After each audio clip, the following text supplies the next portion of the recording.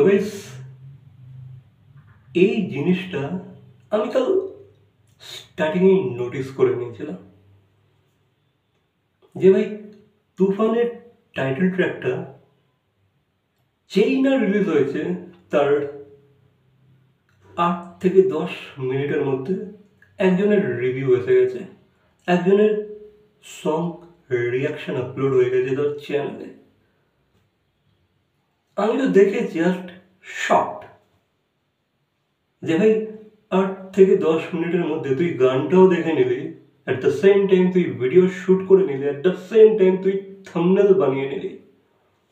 কি করে ভাই একটা গানের রিভিউ করতে গেলে অন্তত অন্তত গানটাকে 3 থেকে 4 বার দেখতে হয়, বুঝতে হয় যে ভাইয়া আদৌ গানটা কি টেস্ট ভালো হয়েছে, গানটা কি আদৌ শোনার মতো হয়েছে, গানটাকে ভিজুয়ালি দেখতে ভালো লাগছে, গানটার মধ্যে কি কমি আছে বা কি এক্সট্রা অর্ডিনারি জিনিসপত্র আছে, সেগুলো বিচার করতে হয়। তারপর তো ভাই তুই একটা রিভিউ দিবি।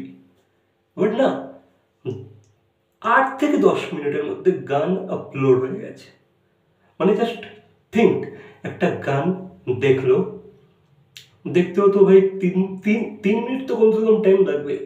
দেন সে ক্যামেরা স্টার্ট করবে, করতে করতে ভিডিওটা তোমার টাইমিং হচ্ছে তোমার 6 থেকে 7 মিনিটের একটা ভিডিও যেটা সে শ্যুট করেছে।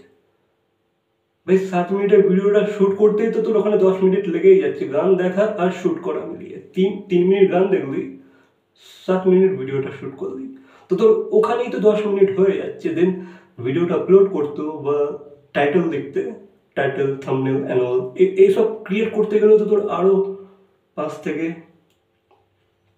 8 মিনিট তো লাগবেই। তো ভাই তুই 8 থেকে 10 মিনিটের মধ্যে এত কিছু কি করে করে আপলোড, এত কিছু কি করে করতে পারলি, কি করে? দেন দেখছি গাইস সে ভিডিওটা শ্যুট করে রেখেছিল সকালে, দিনের আলোতে, ঠিক আছে, আর গানটা রিলিজ হয়েছিল রাতে।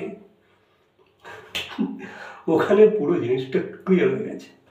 বাট আমি ভেবেছিলাম কালই ভিডিওটা বানাবো, বাট ঠিক আছে, কাল আমার টাইম অতটা হয়ে ওঠেনি। বাট আজ আজ সকালে যখন আমি ভিডিওটা বানাবো ভাবছি, দেখি ভাই হীরামতি স্বর্ণজ্যোতি অলরেডি ভিডিও বানিয়ে দিয়েছে। মানে দ্য ফিল্ম স্টুডেন্ট চ্যানেলের ওনার হীরামতি স্বর্ণজ্যোতি, মানে স্বর্ণজ্যোতি তার নাম, ঠিক আছে, আই হোপ সো। তো সে ভিডিও বানিয়ে দিয়েছে অলরেডি।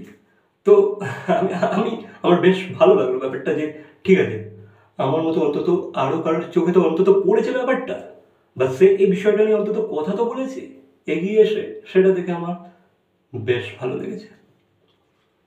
তো বেশ আমি তার সেই রিভিউ, মানে সে চ্যানেলটার নাম তোমাদেরকে বলে দিচ্ছি, পুরো ক্লিয়ার করে বলবো না, বাট স্টেশন, ঠিক আছে, একটা স্টেশন বলে কোনো একটা চ্যানেল আছে, তার আগে একটা ওয়ার্ড আছে, দেন স্টেশন। তো সে এই ভিডিওটা বানিয়েছে।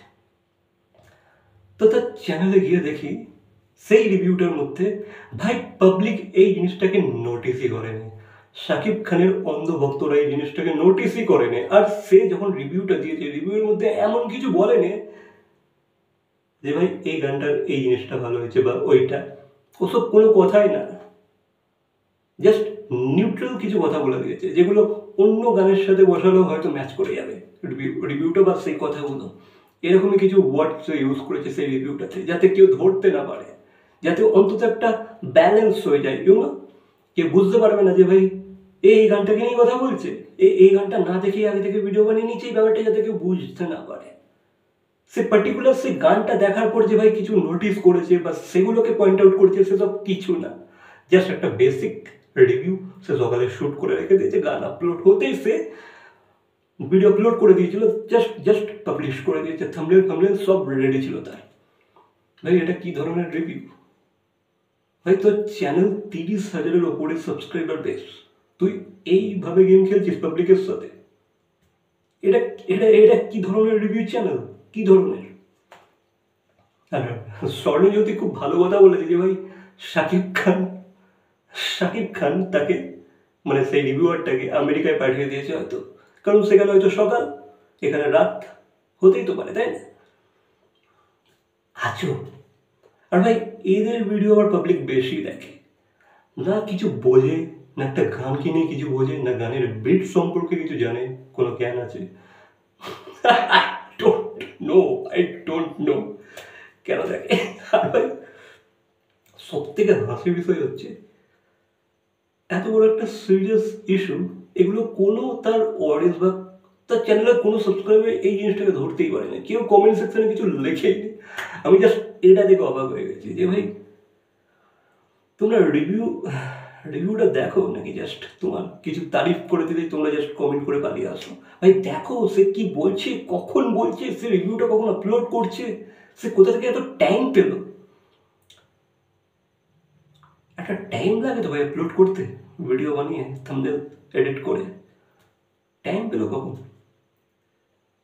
8 থেকে 10 মিনিটের মধ্যে সব কিছু থোড়ি হয়ে যায়, আবার দিনের আলোতে, যেখানে যেখানে আসল ভিডিওটা তোমার রাতে আপলোড হয়েছে, বাট তুমি দিনের আলোতেই শ্যুট করে রেখে দিয়েছো।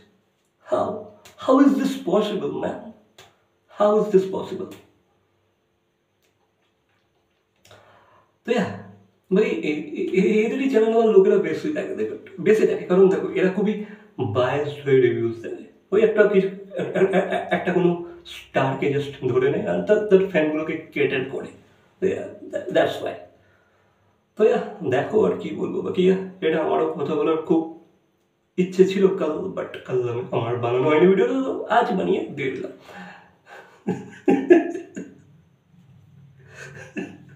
মানে কি লেভেলে হাসি পাচ্ছে কি বলবো। আর ঠিক আছে ওই তোমরা যদি না দেখে থাকো দেখো, স্টেশন এটুকু বলে দিলাম, বাকি তোমরা জানো কার কথা বলতে চাইছি, ঠিক আছে? I hope so. বাকি জানি না আমার এই ভিডিওটা কটা লোক অব্দি পৌঁছাবে বলে, I don't know. That's it. তো এই ছিল আমার মতামত এই ঠক ওয়াচটাকে নিয়ে। ঠক ওয়াচ, এখানে একটা ঠকবাজি চলছে। That's it. বাকি এই বিষয়ে তোমাদের কি মতামত অবশ্যই কমেন্ট করে জানাবে, ভিডিওটা কিছু করতে হবে না। That's it. সো